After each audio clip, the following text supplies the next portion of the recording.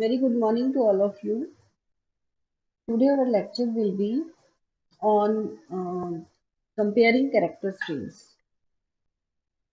Comparing character strings ये जो topic है, ये देखो 2017 में भी 4 नंबर का आया हुआ है, 20 में भी 4 का आया हुआ है और ये 8 का भी आया हुआ है। यहाँ लिखा नहीं हुआ होगा। इम्पोर्टेंट बहुत ज़्यादा है, आज तक शायद सबसे ज़्यादा यही टॉपिक आया है। यहाँ और इससे कनेक्टेड फिर 2 प्रोग्राम हैं, वो भी बहुत आए हैं। वो 2019 में देखो आप, ये 20 में आया है 8 नंबर का ये वाला प्रोग्राम और ये 8 का ही आता है सीधा। और 2019 में इससे अगला है पैलिंड्रोम, 16 में भी आया है, 19 में भी आया है। ठीक है, ये भी 19-20 दोनों में आया हुआ है, तो ये भी 8 नंबर का है। तो ये दोनों प्रोग्राम और कंपेयरिंग कैरेक्टर स्ट्रिंग्स, ये टॉपिक कनेक्टेड है ये सारी चीज़। ये एक तरह से आपस में एक ही टॉपिक है। तो टॉपिक समझते हैं पहले कि कंपेयरिंग कैरेक्टर स्ट्रिंग्स है क्या। देखो, कंपेयरिंग कैरेक्टर स्ट्रिंग्स,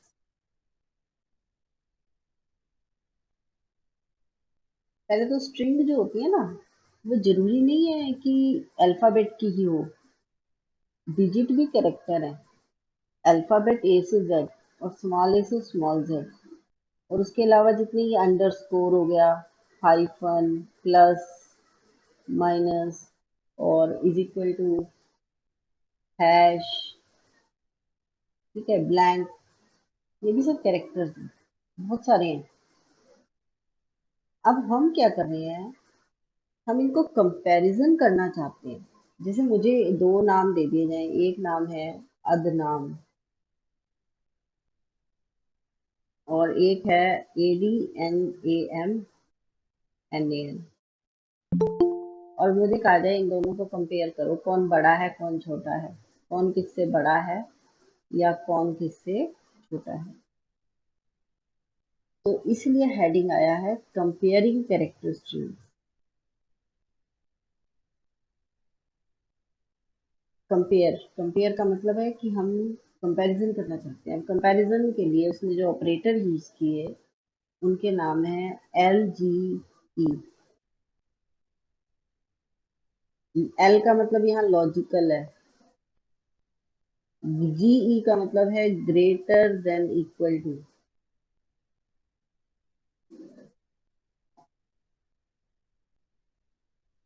अगर मैं ये ऑपरेटर S1 S2 पर लगाती हूँ, इसका मतलब है कि S1 बड़ा है या बराबर है S2 की।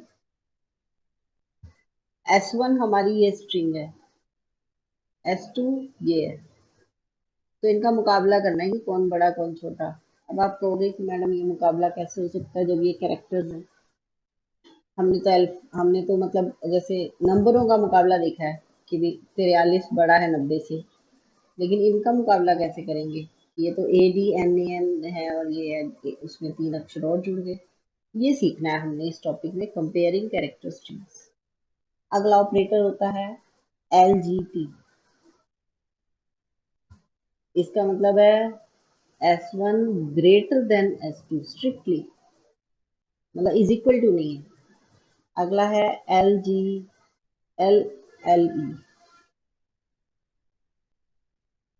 LLE इसका मतलब है S1 और S2 में S1 less than equal to S2, less than equal to. ये लॉजिकल के लिए है, पहला L लॉजिकल वर्ड के लिए है। सारे ये ऑपरेटर लॉजिकल है, ये सारी मुकाबला लॉजिकल चल रहा है। ट्रू फॉल्स, लॉजिकल का मतलब है जिसका जवाब ट्रू आए या फॉल्स आए, उस उस ऑपरेशन को हम लॉजिकल कह देते हैं। ये सारे ऑपरेशंस का जवाब सच या झूठ आएगा कि ये ट्रू है या फॉल्स है। ट्रू या फॉल्स, दो ही आंसर आ सकते हैं। ये सब लॉजिकल। उससे अगला है LLT, S1 कॉमा S2। इसका मीनिंग है S1 लेस देन S2। इन चारों ऑपरेटरों पर बहुत बार क्वेश्चन आया है, बुक में लिखा भी हुआ होगा मैंने। ये रहे चारों intrinsic functions to compare strings. ठीक है, ये टेबल है। तो ये यहाँ ना नोट नहीं किया हुआ, ये क्वेश्चन अभी पिछले पेपर जो चेक किए थे उनमें भी आया हुआ था। ठीक है, अभी तक मैंने आपको क्या बताया, हेडिंग का मीनिंग समझाया कि हेडिंग जो है कंपेयरिंग कैरेक्टर स्ट्रिंग्स, इसका मतलब क्या है। इसका मतलब है कि हम कैरेक्टर्स की स्ट्रिंग्स को मुकाबला कंपैरिजन करना चाहते हैं, कौन बड़ा कौन छोटा। अब आपको कैरेक्टर स्ट्रिंग्स भी क्लियर होना चाहिए। कैरेक्टर स्ट्रिंग्स ऐसे भी हो सकती है, ए डी 9 5 C, इसमें भी ये सब कैरेक्टर्स हैं। ऐसे हो सकते हैं ए डी प्लस हैश 9, ये सब कैरेक्टर्स हैं। कैरेक्टर स्ट्रिंग जरूरी नहीं अल्फाबेट हो, स्मॉल भी हो सकते हैं, A D 9 capital A D, कुछ भी हो सकती है। ठीक है, ये सब कैरेक्टर स्ट्रिंग। अब हम कंपैरिजन करने के लिए हमारे पास चार ऑपरेटर हैं, इंट्रिंसिक फंक्शंस भी कहते हैं उन्हें, इसमें कैरेक्टर स्ट्रिंग्स के इन बिल्ट है वो, L G E L G T L L E L L T. हो गया। अब पहले हम सीखेंगे कि हमारे कैरेक्टर्स जो हैं उसके लिए एक टेबल बनाई गई, जितने कैरेक्टर्स हैं उनको नंबर दे दिया गया। वो टेबल मैं आपको बुक से समझाऊंगी कैसे है। ये टेबल है, इसको कहा गया आस्की कोड्स, नंबर दे दिया गया। अब इसमें क्या हुआ, इधर की तरफ तो 0 से लिखा 9 तक, और इधर 3 से शुरू किया और 12। मतलब अगर नई टेबल बनाऊं तो पहले पूरा पेज ले लें इतना ढंग से, ये ले लेते हैं 0 से 9,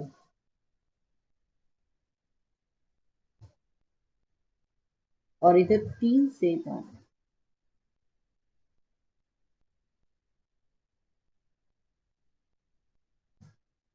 ठीक है, इसका मतलब यहाँ के 0 1 और 2 को तो लिया ही नहीं हमने, 0 1 2 गायब भी कर दिए ये तो तीनों। इसका मतलब हुआ कि जो पहली संख्या हमारी टाइप हो रही है ना, वो यहाँ है, 3 की लाइन में और 1 के नीचे। आप देखो बुक में, 3 की लाइन में और 1 के नीचे, सॉरी 2 के नीचे है ब्लैंक, 1 के नीचे नहीं है, 2 के नीचे ये ब्लैंक। तो वो पहली लाइन कहता है कि 0 0 से, हम इनको नंबर ऐसे देते हैं, जो यहाँ चीज होगी ना, जैसे 43 पर हमारा प्लस है, ये 4 और ये 3, तो हम पता क्या कहते हैं, हम ये बोलते हैं कि एक तरह से जो 43 है उसको हमने एक वैल्यू दे दी, मतलब प्लस जो हमारा कैरेक्टर है, पेन चेंज कर दी, प्लस जो कैरेक्टर है उसको वैल्यू दे दी है 43। ठीक है, 90 पर हमारे पास कैपिटल जेड होता है, मैं इसलिए बोल रही हूँ, वो बोल रही हूँ जो मुझे याद है। 90 पर कैपिटल जेड, ये देखो 9 की लाइन में और 0 के नीचे, तो इसका नंबर मिल गया 90, कैपिटल जेड को मिला 90। ठीक है, ऐसे ही 126, यहाँ से 126 लास्ट है, बस 126 के बाद कुछ नहीं है, 6 की लाइन और 12 की लाइन। यहाँ पर 126 पर आपके पास होता है अंडरस्कोर, हाइफन है, पता नहीं क्या इक्विवेलेंट है शायद। 126 पर भी एक है, और मान लेते हैं वही है इक्विवेलेंट, मुझे ध्यान नहीं किया, तो उसको वैल्यू मिल जाएगी 126। ऐसे पूरी टेबल है, ए से जेड कहाँ से कहाँ चलते हैं। ए शुरू होता है, कैपिटल ए शुरू होता है हमारा, देखो 6 की लाइन और 5 की, 65 से, और कहाँ तक चलता है जेड 90 तक। 65 से 90 कैपिटल ए से कैपिटल जेड है। बाकी कैरेक्टर्स कहाँ से शुरू हुए? कैरेक्टर्स तो शुरू ही 32 से हुए। 32 से पहले तो कोई कैरेक्टर ही नहीं लिखा उसने, देखो आप बुक में। ये 3 और 2 की लाइन यहाँ से स्टार्टिंग हो रही है, इससे पहले तो कुछ है ही नहीं। यानी 00 से 31 तक सारे कोई कैरेक्टर नहीं है। तो देखो, कोड 00 to 31 और 126 पे खत्म हो रहे हैं, तो 127 पे कुछ नहीं है।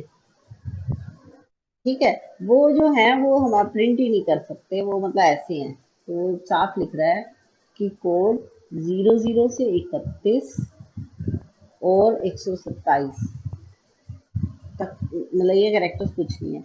अब शुरुआत 32 से होती है, 32 पर ब्लैंक है। ठीक है, जैसे एग्जांपल दिया, जेड का कोड कितना है? 90 है। ओके, तो ये कैरेक्टर्स हैं। अब आप कहो मैडम हमें तो और भी मैं बताती हूँ, क्योंकि क्या कुछ तो ध्यान भी रहना चाहिए। जैसे ए का मैंने क्या बताया आपको? 65। थोड़े से तो आपको एग्जांपल बुक देने के लिए याद भी होनी चाहिए कोड। प्लस का 43 है। ओके, ठीक है। तो ये हमने आस्की कोड बना दिए कैरेक्टर्स के। क्यों बनाए, क्या जरूरत थी? आस्की कोड फॉर कैरेक्टर्स क्यों बनाए? इसलिए बनाए ताकि हम इनका कंपैरिजन कर सकें, ताकि हम बड़ा छोटा बता सकें। अब कोई मुझसे पूछे कि जेड बड़ा है या छोटा है ए से, मान लो कोई कहे LGE जेड कॉमा ए, बताओ आंसर। तो क्या जेड बड़ा है? जेड तो 90 है, ए तो 65 है, तो 90 बड़ा है 65 से। ठीक है, तो मैं ट्रू कह दूंगी, ट्रू है। मान लो कोई पूछता है कि प्लस और ए का मुकाबला है, ए प्लस तो 43 है और ए है 65, और यहाँ आता है LGT, तो मैं कहूंगी फॉल्स। तो ये इसलिए इनको नंबरिंग दी गई, आस्की कोड दिए गए, ताकि हम इन पे ये इंट्रिंसिक फंक्शन लगा सकें। हमारा हेडिंग क्या है? Comparing character strings. हम उनका कंपैरिजन कर रहे हैं। कंपैरिजन का मतलब लेस देन है, ग्रेटर देन है या बराबर है। ट्रू फॉल्स इनके आंसर आएंगे, इसलिए लॉजिकल वर्ड लगाया। इसलिए इन सारे ऑपरेटर्स का पहला अक्षर एल है, एल फॉर लॉजिकल, क्योंकि इनका आंसर ट्रू या फॉल्स ही आएगा। 4 इंट्रिंसिक फंक्शन, और ये टेबल। टेबल में से थोड़ी सी बातें ध्यान रख लो। ब्लैंक को 32 मिला हुआ है, ठीक है, और 43 प्लस को मिला हुआ है, जेड को 90 है, ए को 65 है। ठीक है, इतना तो याद रखो, बाकी देखते हैं आगे, ध्यान से जरूरत पड़ेगी। तो ये टेबल है, इसमें सबको वैल्यूज मिल गई, हैश। आप टेबल देखेंगे तो उसमें सारे कैरेक्टर हैं। अगर मैं इसको थोड़ा सा बड़ा कर देती हूँ टेबल को,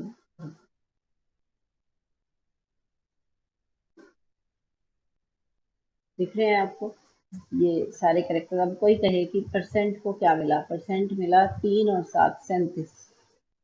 ठीक है, किसी ने कहा एट द रेट को क्या मिला? एट द रेट को मिला 6 और 4 64।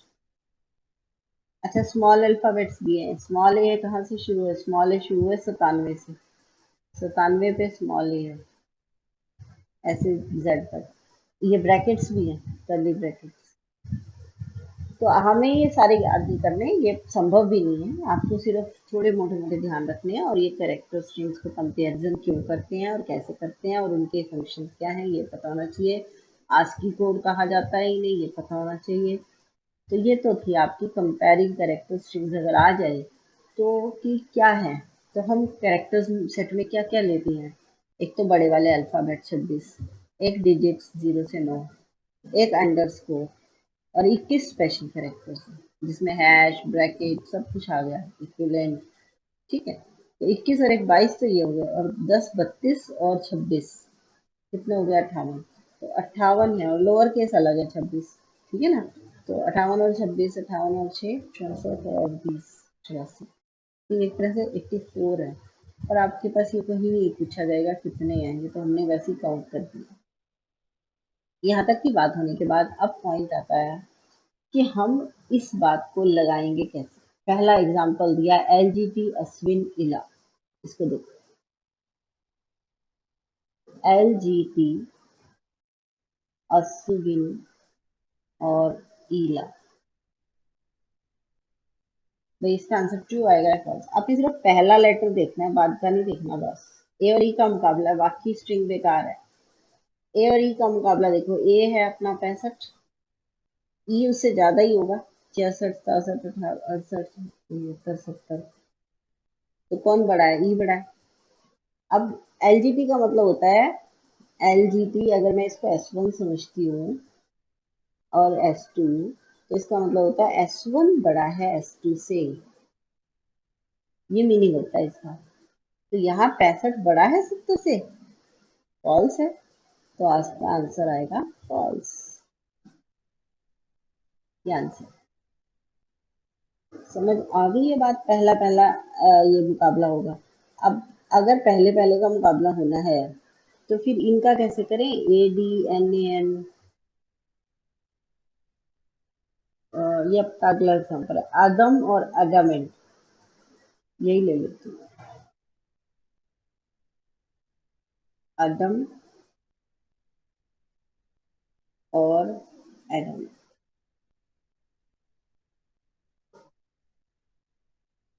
अब इनका मुकाबला है LGT। एडम तक सेम है, लेकिन यहाँ तक तो सेम है, तो क्या करें फिर? इनका इसका मुकाबला इससे हुआ सेम, इसका इससे हुआ सेम, सब होते रहे। अब इससे अगला है ब्लैंक है, खाली है ना, यहाँ तो 4 खाली है, और वहां है ANT ना, यहाँ 3 खाली, यहाँ 3 ANT। तो ये जो खाली होता है इसकी वैल्यू थी 43, स्मॉल ए की वैल्यू थी कुछ 97। तो कौन बड़ा है? ये तो छोटा ही हुआ, तो इसका आंसर फॉल्स आएगा। S1 और S2 में मुकाबला हुआ, शुरू के बराबर थे तो वो तो मुकाबले से बाहर ही हो गए। ब्लैंक और ए का मुकाबला हुआ, ब्लैंक का ASCII कोड है 43 और ए का ASCII कोड है 97। कौन बड़ा हुआ? मतलब ये बड़ा हुआ ना, इसे LGT। हम तो कह रहे थे S1 बड़ा है S2 से, तो गलत हो गया, ये तो फॉल्स। अब एक और बात रह गई, फिर हम प्रोग्राम्स की तरफ बढ़ेंगे। इसी में जो मुझे बतानी है वो है कि दो फंक्शन, ये भी दो दो नंबर में बहुत बार आए हैं, एक एक नंबर, दो दो नंबर में। दो फंक्शंस हैं, एक का नाम है ACHAR।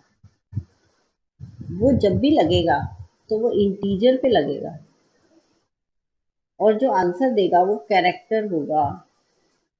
मतलब जब मैं ये ACHAR लगाऊंगी 43 पर, तो मेरा आंसर प्लस आएगा, क्योंकि 43 ASCII कोड प्लस का है। अगर मैं ये 90 पर लगा देती हूँ तो मेरा आंसर Z आएगा। अगर मैं यही 65 पर लगा देती हूँ तो मेरा आंसर A आएगा, बड़ा ए। और दूसरा फंक्शन है IACHAR, ये भी इनबिल्ट है उसके अंदर ही, कंप्यूटर के अंदर। IACHAR ये लगता कैरेक्टर पर है और आंसर देता है इंटीजर, इससे उल्टा। मतलब अगर मैं IACHAR लगाऊंगी Z पर, तो मेरा आंसर आएगा 90। अगर मैं ये लगाऊंगी प्लस पर, तो मेरा आंसर आएगा 43। अगर मैं यही लगाऊंगी ए पर, तो मेरा आंसर आएगा 65। ये फंक्शंस है। तो यहाँ तक का टॉपिक हो जाता है हमारा कंपेयरिंग कैरेक्टरिस्टिक्स में। यहाँ तक हम पहुँच गए, ये सारा हो गया कंप्लीट। अब बात आती है आइडेंटिफायर क्या होता है। ठीक है, तो हमें पहले आइडेंटिफायर समझना है क्या होता है, और फिर हमें लीगल आइडेंटिफायर चेक करनी है। आप इसको समझ लो, लीगल आइडेंटिफायर होने के लिए क्या क्या कंडीशन होती हैं। लीगल आइडेंटिफायर, ये एग्जांपल यहीं से शुरू है, स्टेटमेंट यही है एक तरह की, लेकिन यहाँ वो बता रहा है कि लीगल आइडेंटिफायर क्या होता है। लीगल आइडेंटिफायर वो होता है, पहले तो आइडेंटिफायर क्या होता है, सबसे पहले तो यही आओ। What is an identifier? Identifier हम जब हमने सिलेबस स्टार्ट किया वहां से कर रहे हैं। जो वेरिएबल नेम देते हो आप, कोई भी वेरिएबल नेम, जैसे कल हमने प्रोग्राम किए, तो या variable name first name, last name, और क्या दिए, कल वाले प्रोग्राम में क्या था, वो स्ट्रिंग थी, given string, GVN underscore STR, ये सब आइडेंटिफायर्स थे। ठीक है, अब आइडेंटिफायर्स थे ये सब, कोई भी वेरिएबल नेम आइडेंटिफायर होता है बस। वेरिएबल नेम जो आप डिक्लेयर करते हो ना, जो डिक्लेयर कर रहे होते हो, डिक्लेयरिंग करते हो, वो सारे आइडेंटिफायर्स। अब हमें लीगल आइडेंटिफायर जानना है। लीगल आइडेंटिफायर, लीगल कानूनी, कानूनी रूप से आइडेंटिफायर कौन है? आइडेंटिफायर पे कंडीशन है कि उसका पहला लेटर कैपिटल में अल्फाबेट होना चाहिए।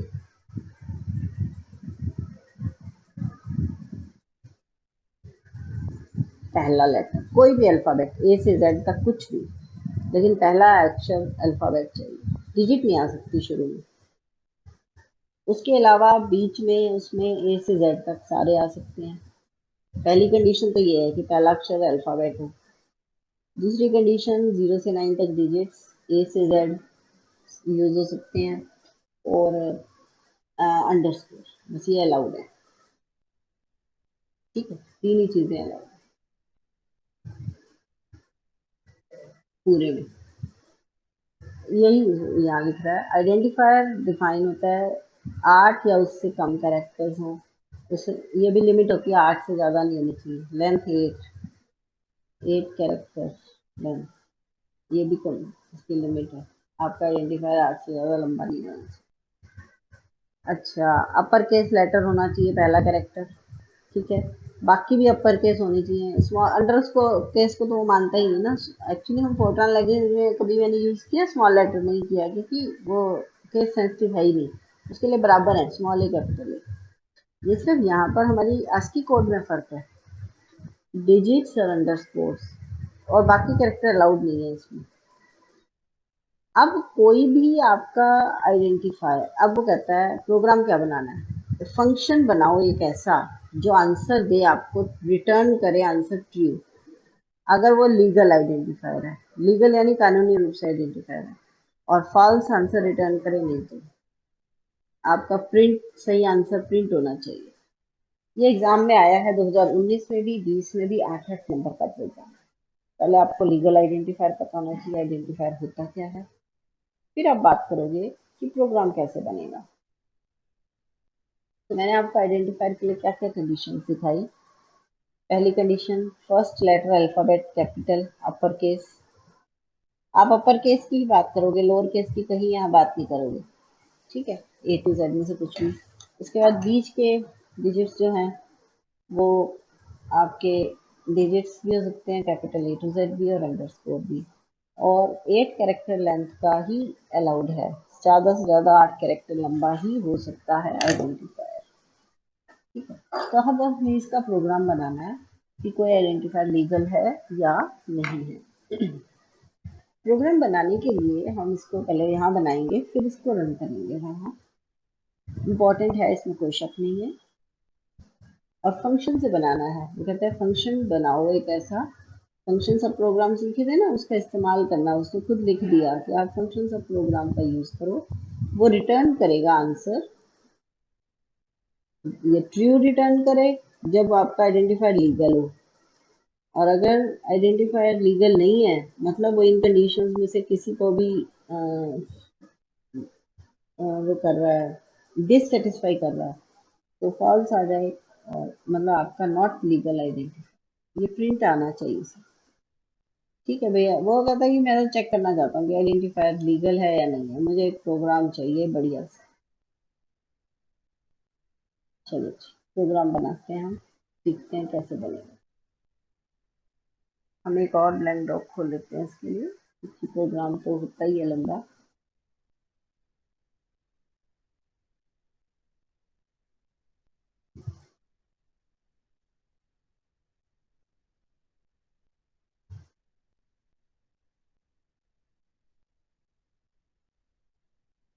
सबसे पहले हम फंक्शन सब प्रोग्राम बनाते हैं।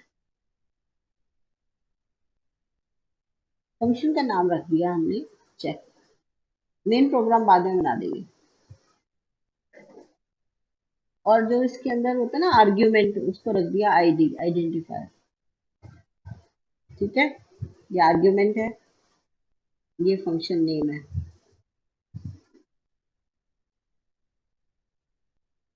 अच्छा, फंक्शन की टाइप भी होती है। टाइप यहाँ लॉजिकल है, फंक्शन का आंसर ट्रू फॉल्स आएगा, तो फंक्शन की टाइप है लॉजिकल। तो पहली लाइन पता है क्या लिखी जाएगी, ऐसे लिखी जाएगी, लॉजिकल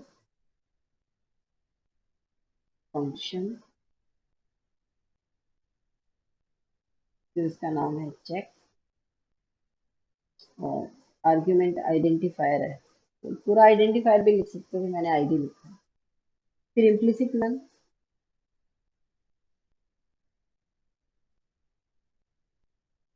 फिर आप बताओगे कि आपका आइडेंटिफायर जो आईडी है उसकी टाइप क्या कहलाएगी, कैरेक्टर, वो कैरेक्टर टाइप का है, और उसकी लेंथ 8 हो सकती है। आईडी की मैक्सिमम लंबाई 8। अच्छा, फंक्शन चेक जो है वो लॉजिकल टाइप का है, तो लॉजिकल चेक। वैसे अंदर देने की जरूरत नहीं है, ये लाइन छोड़ सकते हो, फालतू है, इसके बिना प्रोग्राम रन हो जाना चाहिए। ठीक है, अब अगली लाइन क्या लिखेंगे, हमें इसको चेक करवाने के लिए जो एल जी ई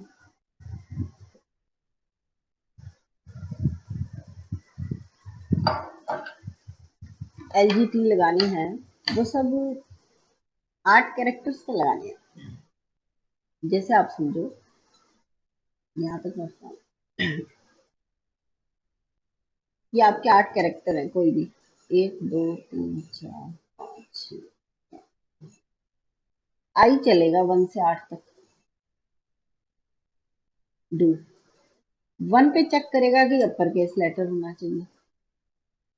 2 से 8 तक क्या क्या ऑप्शन है, लेटर ए टू जेड, मतलब यहाँ ए टू जेड में से होना चाहिए बस। और 0 से 9, और अंडरस्कोर। अगर ये कंडीशन सेटिस्फाई हो जाती है तो वो कह देगा ये आइडेंटिफायर लीगल है, नहीं तो नहीं है। डू लूप चलेगा आई इज इक्वल टू 1 to 8, इसलिए मुझे इंटीजर आई तो लेना ही पड़ेगा, तो मैंने इंटीजर आई ले लिया। हो गया। अब इंटीजर आई के बाद हमारा एम क्या है, हमारा इस टाइम काम है, हम दो लूप चलाते हैं, जितनी जल्दी लूप चलेगा उतनी जल्दी हमें समझ आएगा हम क्या कर रहे हैं। पहले अल्फाबेट के लिए लूप चलाने की जरूरत नहीं है, इसके लिए अलग लूप चलेगा, 2 से 8 का अलग चलेगा। तो पहला आई इज इक्वल टू 1 के लिए चला रहे हैं, तो डू की जरूरत ही नहीं है इसमें।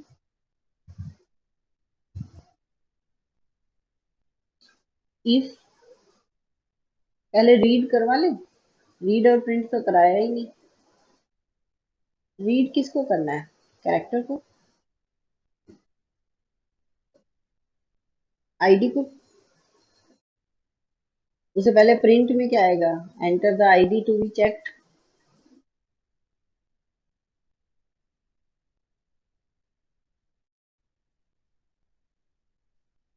आईडी एंटर होगी, बस रीड हो गया। अब देखो, इफ,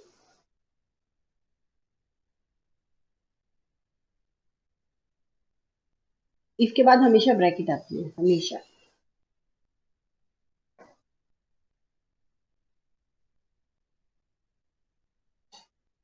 एल जी ई, ए से तो बड़ा और जेड से छोटा, ए से तो बड़ा होना चाहिए पहला करेक्टर, और जेड से छोटा। तो एल जी ई मतलब ग्रेटर देन इक्वल टू ए। ए है एक तरह का, ए को कैसे कहें, एल जी ई के बाद ब्रैकेट आएगी, S1 S2 होता था, S2 तो आपका है ए,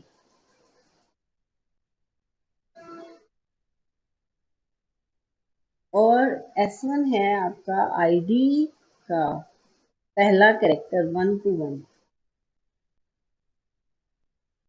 आईडी आपकी है, मान लो थोड़ी देर के लिए हमें एक आईडी तो माननी पड़ेगी, मान लेते हैं हमारी आईडी है A B C D E F ji,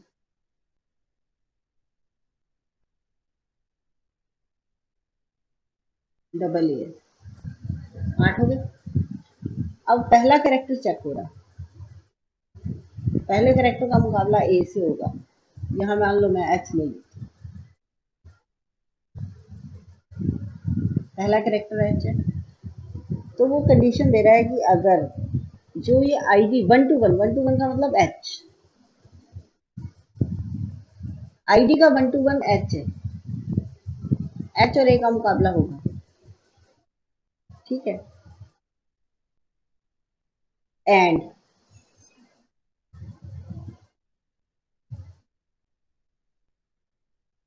L L E,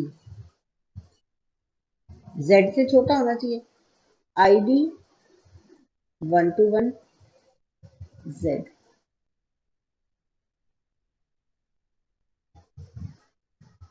अगर ऐसा है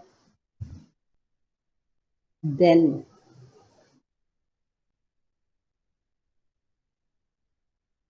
तो क्या होगा, तो आप कहोगे कि जो फंक्शन है चेक, आपका फंक्शन सब प्रोग्राम चल रहा है ये, इसमें रीड और प्रिंट तो होना ही नहीं, फंक्शन सब प्रोग्राम चल रहा है, हम भूल ही गए।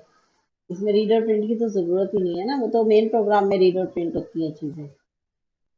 ओके, तो यहाँ तो सीधा काम सॉल्व होना है, बस हल निकालना है हमने तो हमने बस इंटीजर आई के बाद ये कंडीशन लगाई, देन चेक जो है आपका उसमें ट्रू चला जाएगा, चेक के अंदर क्या आंसर चला जाएगा, ट्रू,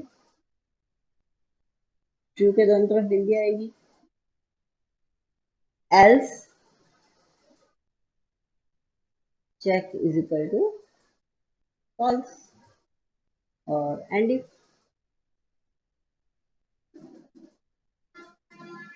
पहली कंडीशन समझ आ गई, पहला अल्फाबेट, पहले अल्फाबेट का हो गया, सिर्फ ये पहले अल्फाबेट का निर्णय हुआ है कि पहला अल्फाबेट बता रहा है कि पहले अल्फाबेट पे ही, नहीं तो बात अटक जाएगी। अगर पहला अल्फाबेट मान लो स्मॉल केस लेटर या कोई जैसे बिंदी या हैश या ब्लैंक कुछ ऐसा है तो वो नहीं बनेगा, तो वही बात रुक जाएगी।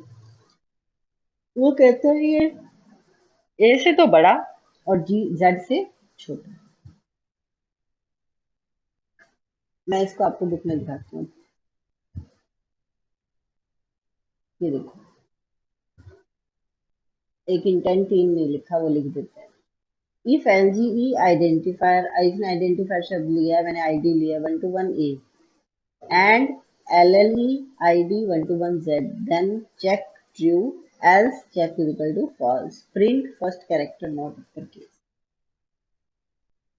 ठीक है। तो check is equal to false पे वो ये भी लिखेगा ना साथ ही, चेक में फॉल्स चला गया तो बस ठीक है, चेक वहां आंसर में रिटर्न हो जाएगा, तो उसकी कोई जरूरत नहीं है प्रिंट की। हो गया, यहाँ इंटेंट इन लिखो, कौन सा इंटेंट इन है आपका, आईडी है, तो कैरेक्टर कॉमा इंटेंट इन, ओके। अब सेकंड से 8 कैरेक्टर का मुकाबला चलेगा, सेकंड से 8 के लिए लूप लगा दो, do i is equal to 2 to 8 if bracket शुरू, L G E I D, यहाँ आई लिखेंगे, I to I, दो से दो, दूसरे का मुकाबला, फिर तीसरे का, फिर चौथे का, कॉमा, अल्फाबेट से कर लो ए से Z, L G E this and L L E I D I to I, ये S1 है, ये S2 है, यहाँ जेड।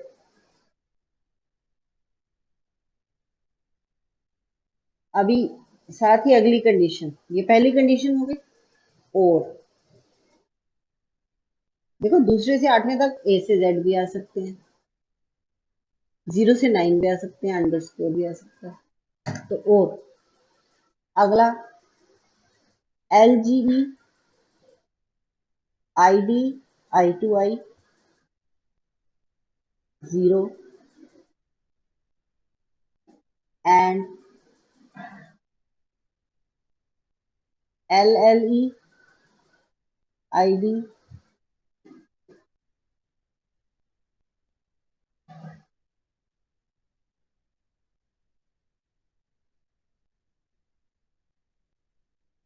I2I 9 और जब भी हम और लगाते हैं और लाइन में इसमें खत्म नहीं हो पा रहा, अगली लाइन में जाना पड़ रहा है, तो उसके बाद एक एंड लगा सकता है। अगली लाइन में जाने का तरीका होता है एंड। ठीक है। अब अंडरस्कोर, अंडरस्कोर के लिए एलजीई की जरूरत ही नहीं है। बस अंडरस्कोर के लिए क्या लिखेंगे हम? अंडरस्कोर के लिए हम कहते हैं ID I2I is equal to underscore then. ये देखिए और एंड मैं ऐसे दिखा रही हूँ आपको। LGE I did this and LLE ये A से Z, ये है 0 से 9 और अगला है अंडरस्कोर और ID I2I is equal to underscore quotes में आएगा। देन अब देन से पहले ये आई इफ वाली बड़ी ब्रैकेट बंद होनी चाहिए। इसके लिए रंग बदलते हैं। ये इफ वाली ब्रैकेट यहाँ देन से पहले बंद होगी, जो यहाँ शुरू हुई थी। देखो ये LGE वाली ब्रैकेट है, ये वाली ब्रैकेट LGE ID I2IA, देखो ना ये यहाँ बंद हो रही है।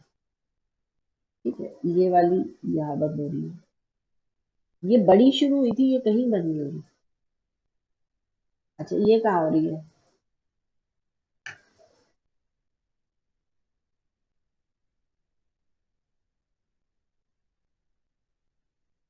ये यहाँ बंद हो गई, ये यहाँ बंद हो गई और ये LGE वाली भी हो गई एंड दिस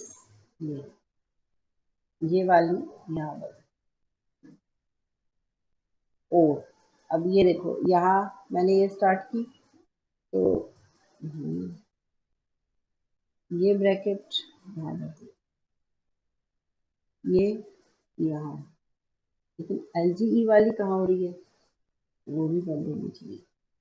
एंड फिर then check is equal to पिछला चेक जो 1 के लिए किया था एंड ट्रू।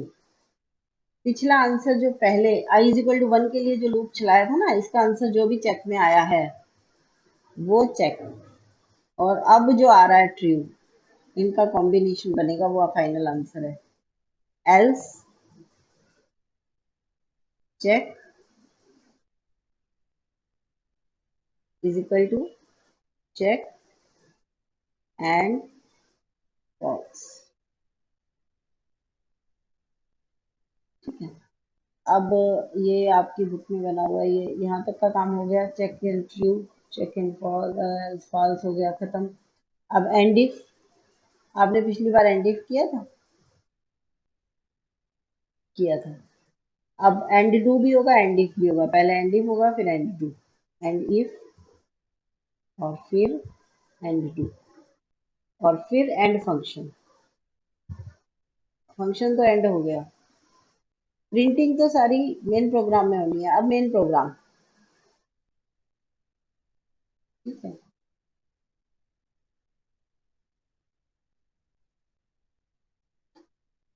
मेन प्रोग्राम में क्या होगा?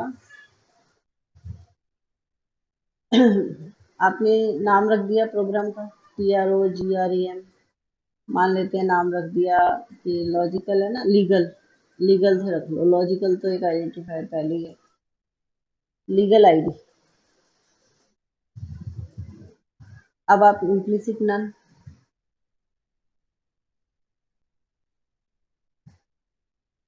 अब यहाँ आप कहोगे कि लॉजिकल है हमारा फंक्शन चेक, तो लॉजिकल में जाएगा चेक। वहां नहीं लिखा मैंने, क्यों? क्योंकि फंक्शन के नाम में ही आ गया लॉजिकल, इसलिए यहाँ तो मैंने बस इस चेक की जरूरत नहीं थी, ये बता रहा हूँ। बस कैरेक्टर इंटेंट इन, अब यहाँ कैरेक्टर आईडी भी देना है मेन मेन प्रोग्राम में। कैरेक्टर आईडी *8 हो गया। और आपको यहाँ क्या करना है, लॉजिकल हो गया, कैरेक्टर हो गया, ये इसके नाम बदल देते होते थे हम ना, जैसे अगर नाम बदलना चाहिए, आईडी तो ठीक है, ये भी ठीक है लॉजिकल। और एक नाम रख लो जिसमें आप आंसर को डालोगे, चेक के आंसर को। सपोज चलो अभी तो आप आगे बढ़ो, आप इसमें रीड करवाओ, रीड और प्रिंट जो मैंने पहले लिखी थी, आंसर प्रिंट हो जाएगा बस। देख, ये रहा आपका मेन प्रोग्राम। लॉजिकल में चेक हो गया, कैरेक्टर डू, ये इसलिए डू लगा रहा है कि ये ना कई नाम पड़ेगा, हम तो एक पे ही बनाएंगे। ये तो मतलब पूरी एक लिस्ट है, मान लो आइडेंटिफायर्स की, उसको चेक करना है। मान लो 50 आइडेंटिफायर चेक करने दे दिए कि चेक करो ये लीगल है या नहीं, कौन कौन से लीगल है कौन कौन से नहीं, तो डू लगाना पड़ेगा कि एक एक आइडेंटिफायर पढ़ो फिर उसे चेक करो। हम तो यही से लगाएंगे, इफ चेक और आईडी। अगर आपका फंक्शन कामयाब हो जाता है तो आप कहते हो बस आपने इफ लगाना है और कुछ नहीं है। चेक किस पे लगाओगे, इफ चेक आईडी, रीड आपकी आईडी हुई है, देन ट्रू फॉल्स भी नहीं कहना, मतलब चेक लग गया, अगर वो फंक्शन लग गया तो इसका मतलब है कि ये देन प्रिंट लीगल।